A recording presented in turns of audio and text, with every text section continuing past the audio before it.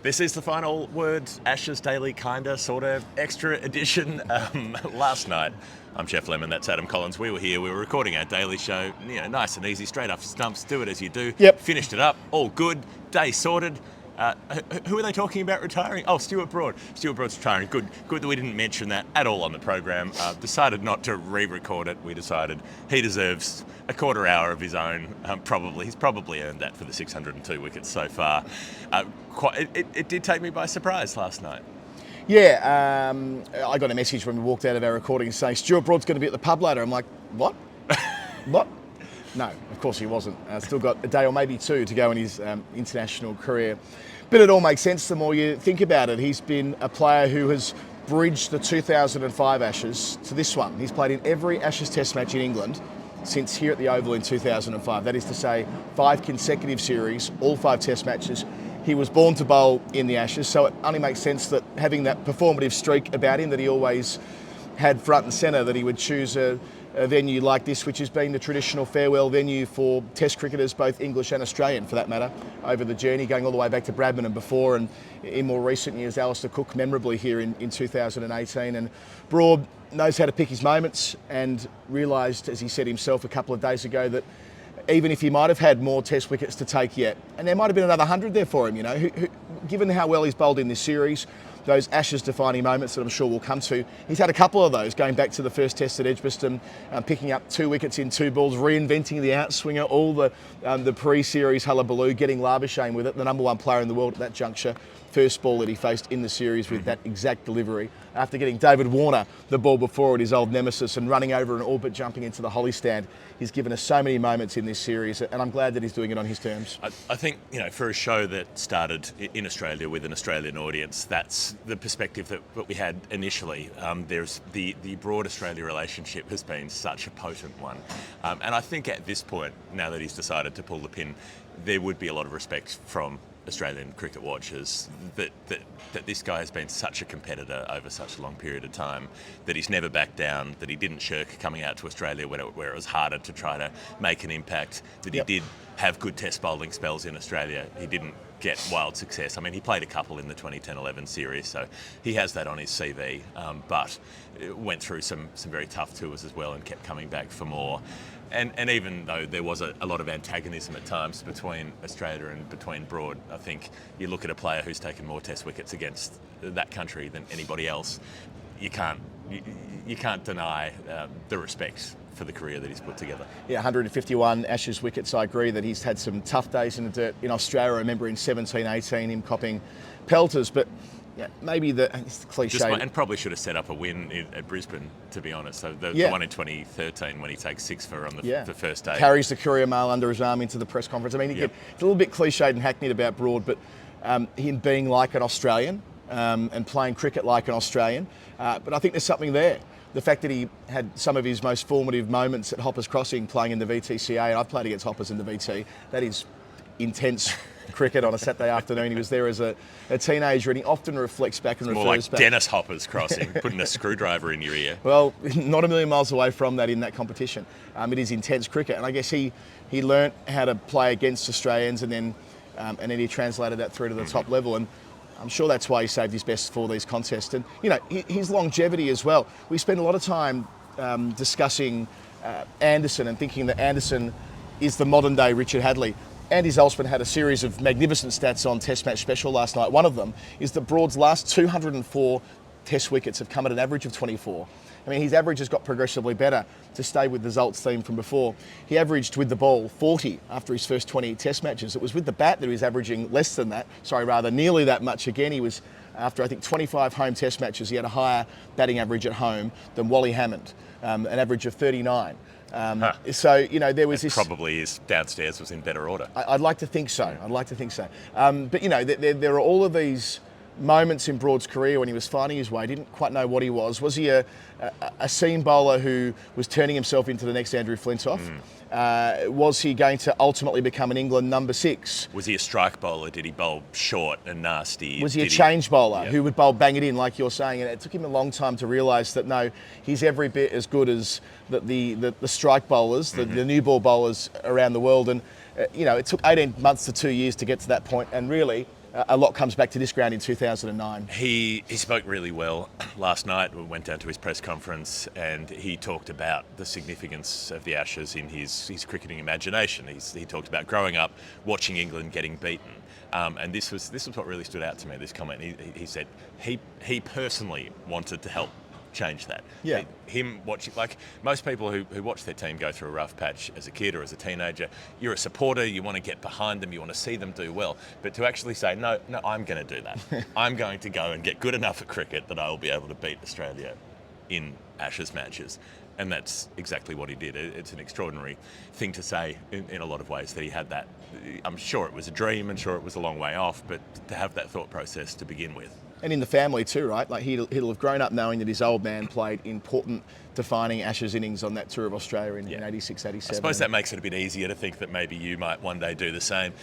Family was probably an influence in the decision to retire as well. He was asked about that and he seemed a little bit surprised at the question and then said, actually, that's a good question. It probably did. The fact that he's recently had a child and that being able to spend more time at home with his kid as a small child is going to be more important. I mean, he would have been looking at probably not going to India later this year had he stayed on. I'm sure England would have contracted him again to go around again next summer if he'd wanted to. And maybe that would have meant phasing out James Anderson. Maybe this gives Anderson an opening to stay on longer or strengthens his case to do so because one of the two old stages is making way and it's not Anderson. Yeah, he said a couple of things about Jimmy. He said that he told him yesterday and I'm done, mate. And Anderson didn't initially believe him. Of interest to me that Anderson at least thought Broad was going to keep going. And why wouldn't he? Again, going back to the results stat splurge from last night, 7 test matches on the trot this year, where he took 5 wickets or more, which is another record that Broad has. And, it was never a case of thinking that this was going to be it on the basis that his form had deteriorated. He's right towards the top of the Ashes wicket takers this year. You're right, he may not have gone to India, but he could have gone around again next year and done an entire lap of honour, and no one would have begrudged him against Sri Lanka and the Windies and played every test match. He walked into a press event before this series. It was one of those round table press events. I was reflecting on it with a colleague last night, where he said, well, look, I might only play one Ashes test. I'm available for all of them. I'll be fit for all of them, but I'm mindful of how many younger bowlers there are in the country who they might prioritise above me. But if I do get one opportunity, I'm going to make it count. Mm-hmm. If I do get one chance, I'm going to make sure that it's an influential one. He was listening to Eminem before that. Yeah. So he plays against Ireland, bowls the house down on that first morning. I know it's a lesser opposition, a less strong opposition, but he got to take the wickets and running down from the pavilion and didn't have Anderson playing in that game and looked the attack leader. They pick him for Edgbaston, as you always said they would against Warner, and you're right to say so. But there was a sliding doors moment there. If they don't pick him for that first test, if they do go for Mark Wood, who allegedly was fit for Edgbaston, then we could have a very different conversation right now. But instead, Broad and to go full circle on that anecdote, apparently when he's stepping up after the microphones went off, he goes, but I reckon I'll play more than one. It was very Broad, always knows that he's got the media in his palm, and that's a big part of him as well. As recently as 2 days ago, switching the bails around on Marnus Labuschagne, getting the wicket the following ball, reinventing the outswinger this year. There are so many touchdowns with Broad the entertainer. Oh, I mean, there always have been. There have been so many moments of ridiculousness over the years. I mean, I always enjoyed the fact he came and played for the Hobart Hurricanes after the 2013 series. So when all of Australia was maddest at him after the Trent Bridge, he edged it to slip. For the record, as we said before, he didn't edge it to slip. He edged it into the keeper's pad and the ricochet went to slip. I watched it last night. I watched it again last night after he retired.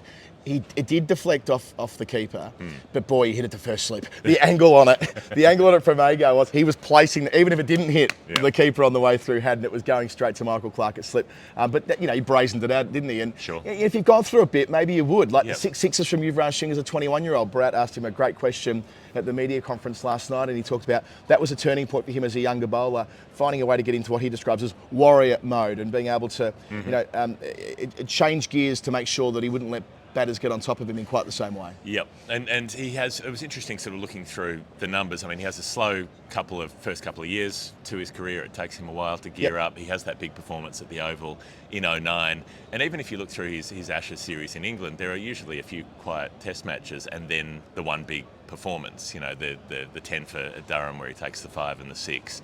Obviously the 8 for 15 in 2015. So there's the 09 spell, the 2013 spell, the 2015 spell, each of which wins a Test match. That seals the Ashes for England. And that Durham game, it's one of only 3 10-wicket matches in his career. So he has a couple against the Windies and that one against Australia, that's it. So even when he takes 8 for 15, he only gets 1 in the next innings. He's this burst bowler who doesn't necessarily back it up both times, but he has one withering moment where he can influence a match. And so often in one spell. So, you could take a 5 for or a 6 for. He was a 6 for kind of bowler. Took a lot of 6 for Stuart Broad, but invariably the 5 or 6 of them would come in one burst from one end. And, again, the cliches about the legs pumping and the tail up and all the rest of it. But you knew when it was happening. He'd fire up the crowd and he was away. I was there at 2015 at Trent Bridge on morning one, sat front row of the press box next to Greg Baum, who's seen so much Test cricket, covering it for the age for 40 odd years. And bowling Australia out for 60, having his fifer captured within 3 overs with the ball. It was his 300th Test wicket with his 2nd wicket of the day, I reckon. No James Anderson, because Anderson was injured, on a Test match that was going to decide the Ashes. And the fact that was the 3rd time he achieved that. You were there at Durham in 2013. I remember watching at the Oval on telly in 2009 when he was a much younger man, going through Australia, hitting the stumps, bowling genuinely quickly. And that was the turning point, wasn't it? When from 2000, and the one we miss out of this as Australians, I reckon, it's the Johannesburg spell.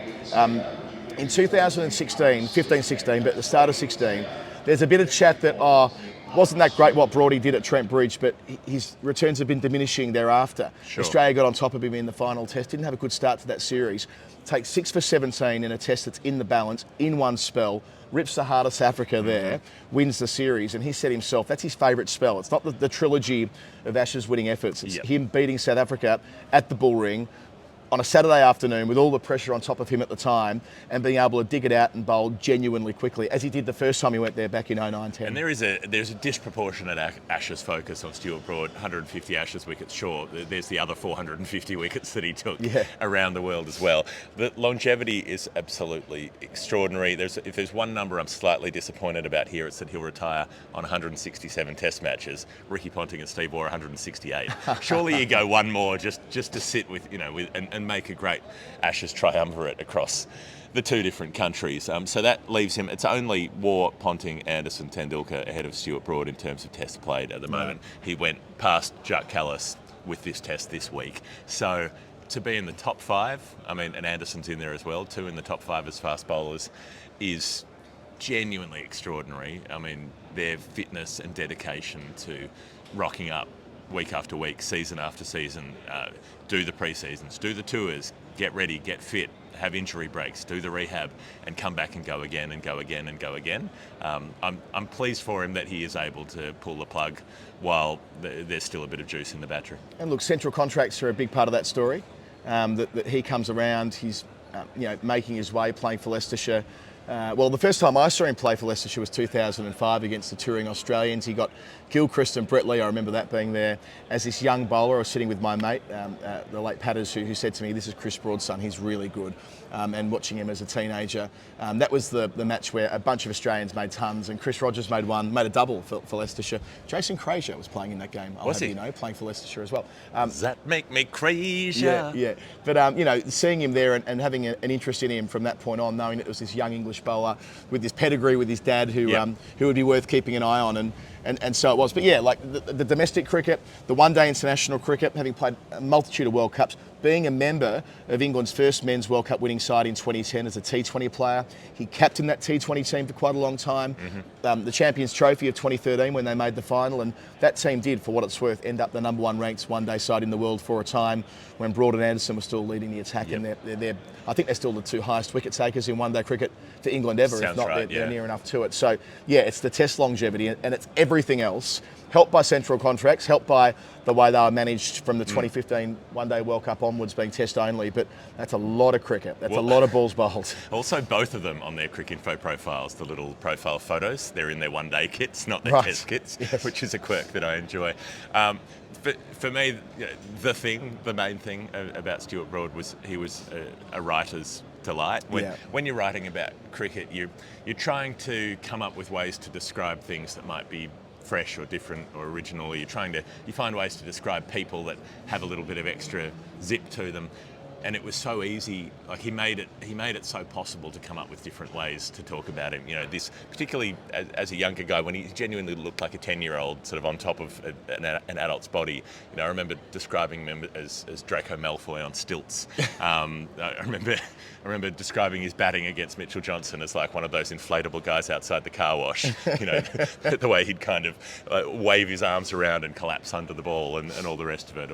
Or you know, getting to write about him that spell at Edgbaston about when he's running in late in the day and he's still so sort of tall that his own shadow's jealous of how stretched out he is. You know, he was such a physical kind of comic. As well as being an imposing athlete, there was always this comedy to Stuart Broad as well. He was a funny cricketer, he was a charismatic cricketer, and he was distinctive. It was so easy to write about him or speak about him in a way that was interesting because the starting point was interesting. And he was curious and articulate. He came in before the 2019 Ashes and explained how he'd been doing all this work with the data from CricViz and the pitch mapping, and he'd realised what he needed to do next in his career. He was always one step ahead on that front. And I felt a bit sorry for him in 2019 during the World Cup. There were these great shots of the dressing room, Notts were playing a 4-day game, and Broad, when they win the World Cup in extraordinary circumstance in the Super Over, him going absolutely wild. He loved it so much. He loves cricket so much, but not being part of it, yet being so integral to the England story, but off playing a county game concurrent to that. It's all the more gratifying that having been dropped from the England side last March in the Caribbean, for all money he's gone, right? He and Anderson are being pensioned off until there's the reset through Rob Key, Brendan McCullum, Ben Stokes, and he has an opportunity to end on such a high note. From 1 in 17 wins that we always come back to as that reference point, to winning, was it 11 of their next 12 or 11 of their next 13, something like that, and now on the cusp of being able to square a series 2-all that they were 2-0 down in. They're not going to win the Ashes this time. That would have been the perfect send-off, but having the chance to enjoy a dressing room that feels like it's just the most exciting place in the world to be in. You know, I think we all know that he was going to retire last year after Trent Bridge. It was an open secret that he was going to be on TV commentary as early as the Leeds Test last year, but he walked in after that Trent Bridge chase with Bairstow, and Stokes said, I'm not leaving. This is too good. This is too fun. This is too fun. I need to be part of this. And then he has, an excellent 2022, 2023. He would have been part of some utterly miserable England dressing rooms over the years before that sort of grim-faced professionalism of that late Flower era and the absolute shambles of the Silverwood era and other points in between when they were a pretty unhappy lot to be hanging around. There would have been some very grumpy people, there would have been some very fraught relationships, and so I guess to be able to say I'm going to end it at a point where all of us are enjoying what we're doing, that seems to be a pretty good idea. And there is this romantic piece to it as we finish here at the Oval either today or tomorrow. It's that, Walsh and Ambrose walking off together here in 2000's an iconic image of the Oval. So it will be when Anderson and Broad both walk down the steps to bat together this morning. There'll be a guard of honour. It'll be a beautiful thing. Jimmy Anderson, he says, pushed him, that there was a natural competitive tension between two fast bowlers of a similar vintage. They had this symbiotic relationship in a way, Broad and Anderson bowling together, never really getting choice of ends, with Anderson seen as the senior and better bowler. That's a very subjective thing, but I suppose with Anderson's record over time, he had that status as the senior bowler. So being number 2 in that duo can't be easy for him, but the fact that they're so close and the romance again of them having the chance to walk off and bowl together one final time in an Ashes Test match, it's a lovely way for it all to come together. It's also like a last little bit of trolling Australia. It's like, you're going to have to give me a guard of honour. I'm going to come down and try to whack a couple more sixes to finish off my Test career. It might be over in one ball. It might last for a quarter of an hour and be fun. Who knows? And then he's going to bowl. And to David Warner. And David Warner is going to be coming down the steps going, come on, give me a break. This can't be how it goes. Well, it might be Warner's last Test too, right? How fitting would it be if those two duked it out for an hour? And Warner gets through a tough passage of play against Broad, or alternatively, if Broad knocks him over and that puts a full stop on their wild and wonderful story. Their long competitive, well, at times competitive and at times less competitive tension between each other. All right, We better go and call the cricket. Yep. So this has been The Final Word, Stuart Broad Special Edition Daily. Why not? Why not? We've made a million podcasts the last 2 months. It was always time for one more. Adam Collins, Jeff Lemon. If you like what we're doing, patreon.com/The Final Word. We'll see you at Stumps. Bye.